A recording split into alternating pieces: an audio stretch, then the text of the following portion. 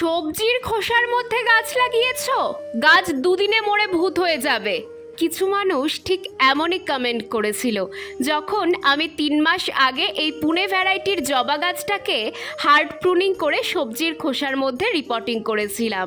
শুনে না খুব খারাপ লেগেছিল। আসলে গাছকে আমি নিজের চেয়েও বেশি ভালোবাসি, আর ওদের মরে যাওয়ার কথা শুনলে খুব ভয় করে। সত্যি কি মারা গেছে সেটাই আজ তোমাদের দেখাতে এসেছি। দেখো, 3 মাসে এমন গ্রোথ, ভাবা যায়? আজ দ্বিতীয় দিন ফুল ফুটেছে, আর দেখো গোটা গাছটা কুড়িতে ভরে গেছে। আসলে ভালোবেসে গাছ লাগালে সব কিছুতেই করা সম্ভব। এই বর্ষাকালে গাছে বেশি ফুল আনার জন্য আমি গাছে এই খাবারটা দিচ্ছি। 2টো সর্ষের খোল গুঁড়ো করে টবের মাটিতে ধার বরাবর দিয়ে দিচ্ছি। তোমরাও এটা ব্যবহার করে দেখতে পারো। গাছ ফুলে ভরে যাবে, আর ফুলের সাইজটাও কিন্তু খুব বড় হবে।